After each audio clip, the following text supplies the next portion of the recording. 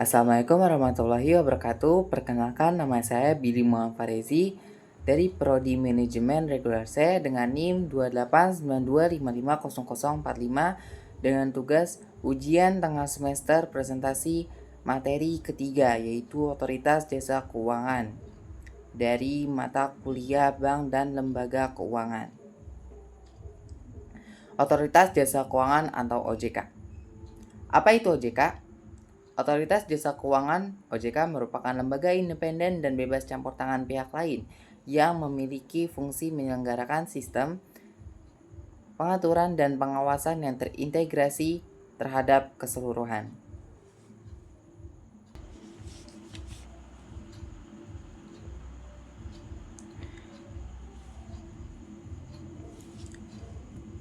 Sistem pengaturan dan pengawasan yang terintegrasi terhadap keseluruhan kegiatan di dalam sektor jasa keuangan. Otoritas Jasa Keuangan atau OJK adalah lembaga negara yang dibentuk berdasarkan Undang-Undang Nomor 21 Tahun 2011 yang berfungsi menyelenggarakan sistem pengaturan dan pengawasan yang terintegrasi terhadap keseluruhan kegiatan di dalam sektor jasa keuangan, baik di sektor perbankan, pasar modal, dan sektor jasa keuangan non-bank seperti asuransi, dana pensiun, lembaga pembiayaan, dan lembaga jasa keuangan lainnya. Pasal untuk Otoritas Jasa Keuangan. Pasal 4 Undang-Undang Nomor 21 Tahun 2011 tentang OJK menyebutkan bahwa OJK dibentuk dengan tujuan agar keseluruhan kegiatan di dalam sektor jasa keuangan terselenggara secara teratur, adil, transparan, akuntabel, dan mampu mewujudkan sistem keuangan yang tumbuh secara berkelanjutan dan stabil, serta mampu melindungi kepentingan konsumen maupun masyarakat. Nah, visi dan misi OJK. Visi OJK adalah menjadi lembaga pengawas industri jasa keuangan yang terpercaya, melindungi kepentingan konsumen dan masyarakat, dan mampu mewujudkan industri jasa keuangan menjadi pilar perekonomian nasional yang berdaya saing global, serta dapat memajukan kesejahteraan umum. Misi OJK yang pertama,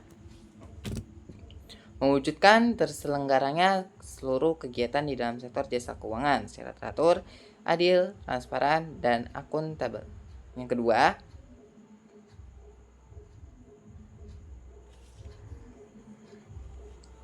Yang kedua, mewujudkan sistem keuangan yang tumbuh secara berkelanjutan dan stabil, serta yang ketiga, melindungi kepentingan konsumen dan masyarakat. Itu adalah visi dan misi OJK. Selanjutnya, fungsi dan tugas OJK. OJK berfungsi menyelenggara sistem pengaturan dan pengawasan yang terintegrasi terhadap keseluruhan kegiatan di dalam sektor jasa keuangan. Sementara, berdasarkan pasal 6 dari Undang-Undang Nomor 21 Tahun 2011, tugas utama dari OJK adalah melakukan pengaturan dan pengawasan terhadap yang pertama, kegiatan jasa keuangan di sektor perbankan. Yang kedua, kegiatan jasa keuangan di sektor pasar modal.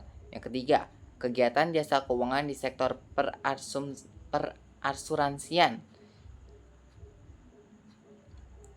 dana pensiun, lembaga pembiayaan, dan lembaga jasa keuangan lainnya. Itu adalah fungsi dan tugas OJK. Asas-asas OJK. Asas-asas OJK itu ada sekitar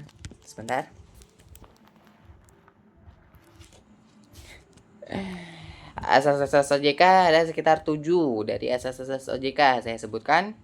Dalam menjalankan tugas dan wewenangnya, Otoritas Jasa Keuangan berlandaskan asas-asas sebagai berikut. Yang pertama, asas independensi, yakni independen dalam pengambilan keputusan dan pelaksanaan fungsi, tugas, dan wewenang OJK dengan tetap sesuai peraturan perundang-undangan yang berlaku.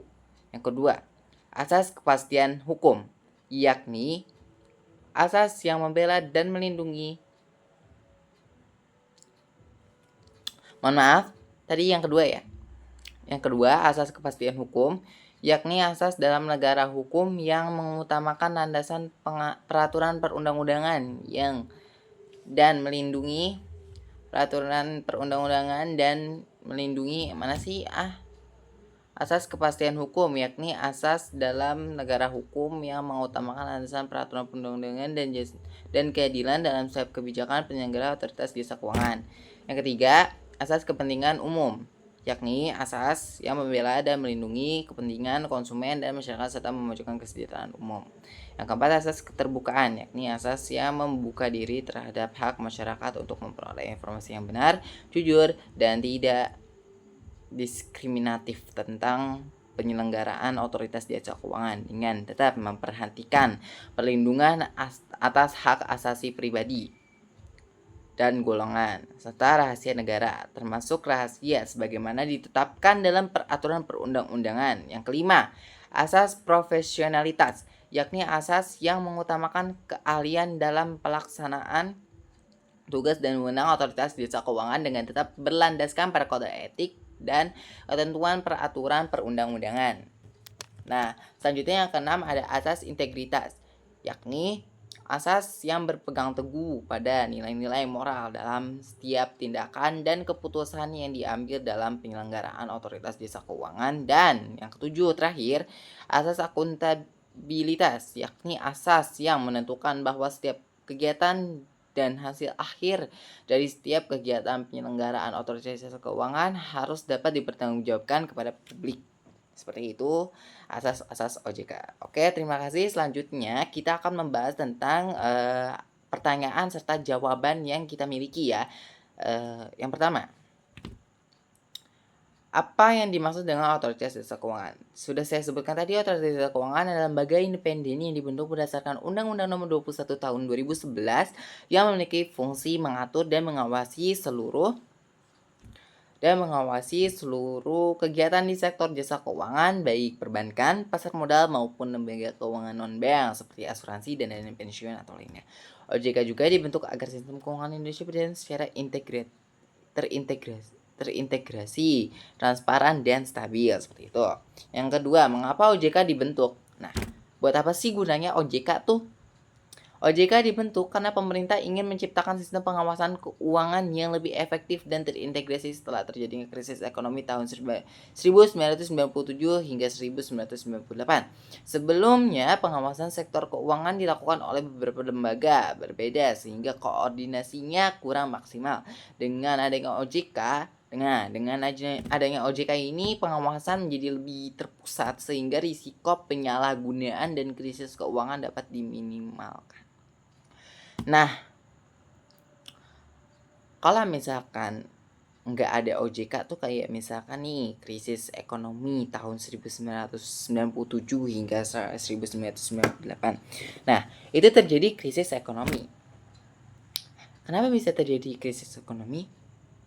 Dikarenakan pada tahun tersebut juga itu nggak ada lembaga yang kayak OJK ini yang untuk keuangan ini, nggak ada.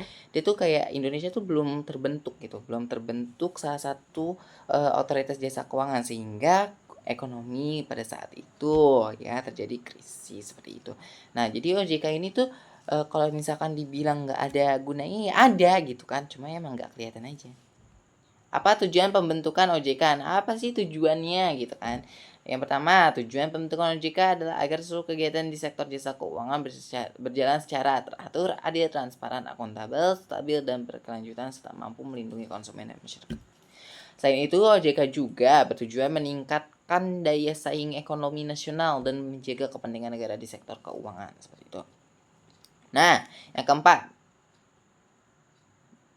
kelima nih. Apa visi dan misi dari OJK? Visi OJK dan misi OJK tadi sudah saya sebutkan ya. Yang pertama, visinya menjadi lembaga pengawas jasa keuangan yang terpercaya mampu melindungi konsumen serta menjadikan industri jasa keuangan sebagai pilar perekonomian nasional yang berdaya saing global dan mendukung kesejahteraan masyarakat. Yang kelima, apa misi dari OJK? Nah, jawabannya itu misi OJK terdiri dari mewujudkan kegiatan jasa keuangan yang teratur, adil, transparan, dan akuntabel, serta mewujudkan sistem keuangan yang stabil dan berkelanjutan, melindungi kepentingan konsumen serta masyarakat seperti itu. Nah, apa fungsi utama OJK? Fungsi utama OJK adalah mewujudkan sistem pengaturan dan pengawasan yang terintegrasi terhadap seluruh kegiatan di sektor jasa keuangan. Nah, yang ketujuh, apa tugas utama OJK? Yang pertama, tugas utama OJK meliputi mengawasi sektor perbankan, mengawasi sektor pasar modal, mengawasi sektor perasuransian, mengawasi dana pensiun, mengawasi lembaga pembiayaan, mengawasi lembaga jasa keuangan lainnya. Apa saja wewenang OJK? Wewenang OJK tadi ya. Yang pertama, wewenang OJK di bidang perbankan meliputi memberikan izin pendirian bank, mengatur pembukaan kantor bank, mengawasi kesehatan bank, mengawasi kegiatan usaha bank, mengawasi aspek kehati-hatian bank, serta memberikan sanksi apabila terjadi pelanggaran di sebuah bank, seperti itu ya. Nah, terus lagi, apa yang dimaksud pengawasan terintegrasi oleh OJK? Nah, jawabannya, pengawasan terintegrasi adalah sistem pengawasan yang dilakukan secara menyeluruh terhadap semua lembaga jasa keuangan dalam satu lembaga, yaitu OJK. Sistem ini bertujuan agar pengawasan lebih efektif dan mempermudah pengendalian risiko yang dapat mempengaruhi stabilitas ekonomi nasional. Nah, yang ke-10, apa saja nilai-nilai yang dimiliki OJK? Nilai-nilai OJK. Nah, lanjut ya. Jawabannya, nilai-nilai OJK terdiri dari integritas, profesionalisme, sinergi, inklusif, dan visioner. Nilai-nilai tersebut menjadi pedoman pegawai OJK dalam bekerja dan melayani masyarakat. Ya guys, melayani masyarakat, betul. Nah, yang ke-12, apa arti asas keterbukaan dalam OJK? Sudah saya sebutkan tadi asas-asas OJK ya. Banyak sekali, ada 7. Nah, salah satunya ini kita ada pertanyaan di apa arti asas keterbukaan dalam OJK? Asas keterbukaan berarti OJK memberikan informasi yang benar, jujur, dan tidak diskriminatif kepada masyarakat, namun tetap menjaga kerahasiaan data tertentu sesuai aturan hukum. Seperti itu. Yang ke-13, bagaimana struktur organisasi OJK? Nah, jawabannya, struktur organisasi OJK terdiri dari yang pertama, Dewan Komisioner OJK, pelaksana kegiatan operasional. Dewan Komisioner bertugas membuat kebijakan dan mengawasi jalannya OJK. Dewan Komisioner itu kayak yang tertinggi di OJK mungkin ya guys. Nah, yang keempat nih, yang ke-14, siapa saja yang termasuk Dewan Komisioner OJK? Nah, apa saja sih dari yang termasuk Dewan Komisioner OJK tuh? Yang pertama, ketua, saya sebutkan ulang. Ketua, wakil ketua, kepala eksekutif pengawas perbankan, kepala eksekutif pengawas pasar modal, kepala eksekutif pengawas industri keuangan non-bank, ketua dewan audit, anggota bidang edukasi dan perlindungan konsumen, anggota ex officio dari Bank Indonesia, anggota ex officio dari Kementerian Keuangan. Yang ke-15, apa strategi utama OJK dalam menjalankan tugasnya?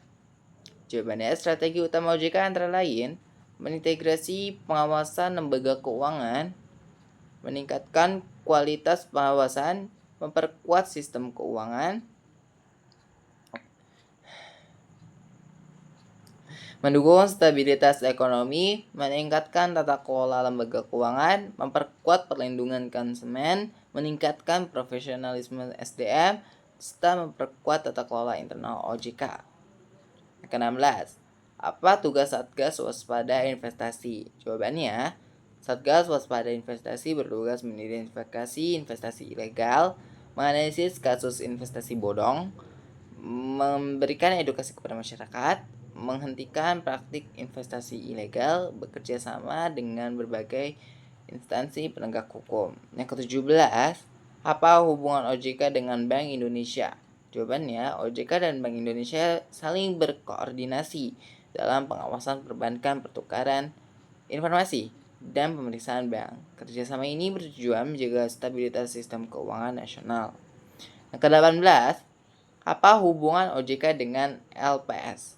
OJK bekerjasama dengan lembaga penjamin simpanan dalam menangani bank bermasalah.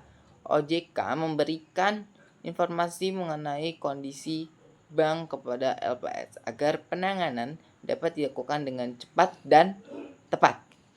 Yang ke-19, dari mana sumber pembiayaan OJK? Jawabannya, sumber pembiayaan OJK berasal dari yang pertama, anggaran pendapatan dari belanja negara atau sering kita sebut dengan APBN, serta pungutan dari lembaga jasa keuangan.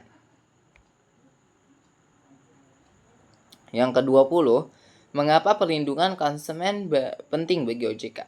Jawabannya, perlindungan konsumen penting karena masyarakat sebagai pengguna jasa keuangan harus merasa aman saat menggunakan layanan bank, asuransi, investasi, maupun pinjaman. Dengan adanya perlindungan konsumen, masyarakat terhindar dari penipuan, investasi ilegal, dan penyalahgunaan data atau dana. Yang ke-21, apa dampak positif keberadaan OJK bagi masyarakat?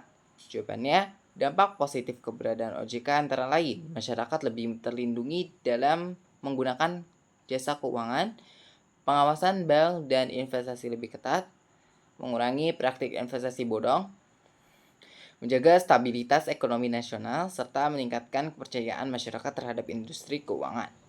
Yang ke-22, apa yang dimaksud sistem keuangan yang stabil? Jawabannya yaitu sistem keuangan yang stabil adalah kondisi ketika lembaga keuangan seperti bank dan perusahaan pembiayaan mampu menjalankan fungsi dengan baik tanpa mengalami gangguan besar yang dapat merugikan masyarakat maupun negara. Yang ke-23, mengapa OJK disebut lembaga independen? Jawabannya, karena OJK dapat menjalankan tugas dan mengambil keputusan sendiri tanpa dipengaruhi pemerintah maupun pihak lain sehingga pengawasan sektor keuangan menjadi lebih objektif serta profesional. Yang ke-24 yang terakhir, apa contoh perlindungan konsumen yang dilakukan OJK? Jawabannya, contoh perlindungan konsumen yang dilakukan oleh OJK menindak investasi ilegal, membuka layanan pengaduan konsumen, memberikan edukasi keuangan, mengawasi pinjaman online ilegal, serta memberikan sanksi kepada lembaga keuangan yang melanggar aturan. Seperti itu. Saya tutup presentasi saya tentang Otoritas Jasa Keuangan. Saya Bima Farezi, pamit dari presentasi ini. Mohon maaf apabila banyak salah kata atau salah penyalahgunaan kata. Kurang lebihnya saya mohon maaf. Terima kasih. Wassalamualaikum warahmatullahi wabarakatuh.